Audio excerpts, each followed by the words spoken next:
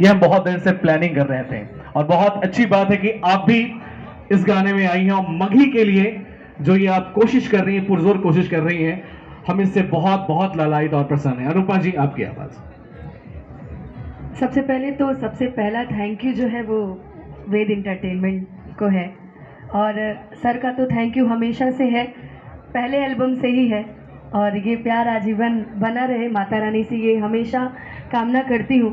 साथ ही साथ जितने भी लोग यहाँ उपस्थित हैं सभी को सबसे पहले तो आप सभी का बहुत बहुत स्वागत है, अभिनंदन है। संजना बहुत प्यारी लग रही हैं और काम भी बहुत अच्छा किया है आपने। हमारे विकी जी बैठे हुए हैं, वैसे तो हम इनको विकी भैया बोलते हैं लेकिन आज नहीं बोलेंगे अभी। चांदनी जी बैठी हुई हैं, काफ़ी खूबसूरत। इनका गाना जब भी मैं इनको देखती हूँ तो मुझे बस एक ही गाना याद आता है जो कलर सर ने पहन रखा है, सड़िया करिया ले ले आई हा, और काफ़ी सुंदर है। अमन अलबेला भैया, इनके लिखे हुए गाने मैंने ऑलरेडी गाए हैं और बहुत प्यारे, ही ऐसे ही बोलते हैं हमेशा, है ना।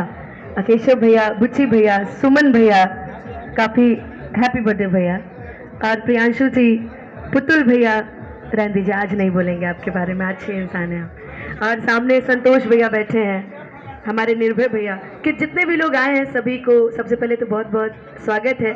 और एक बार हम चाहेंगे कि मगही के नाम पे एक बार जोरदार ताली आप सभी बजा दीजिए। यहाँ पे मगही के भी बहुत सारे कलाकार बैठे हैं, बिकू जी बैठे हैं उधर, अच्छा आप भी आए हैं, अमित आशिक जी, काफ़ी सारे लोग यहाँ पे हैं।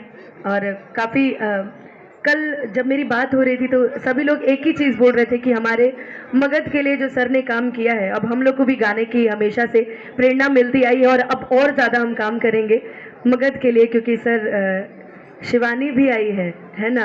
वाह, इसकी लाइन बड़ी प्यारी है कि मेरा होने वाला है शादी, अब मिलेगा नहीं आज़ादी, मेरी लाइफ में अब मत आना, ना तो हो जाएगी बर्बादी।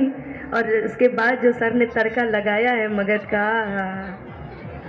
वाकई कहा जाता है झमकौला से होई।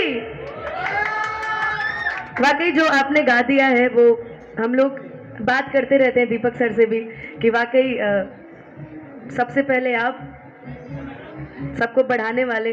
और जहाँ तक बात रही लोगों को कहने की, जातिवाद कहने की, तो सबसे बड़ी बात इस बंदे में जातिवाद नहीं है, इसलिए क्योंकि अगर जातिवाद होता तो पवन सिंह के साथ अनुपमा यादव कभी नहीं गाती।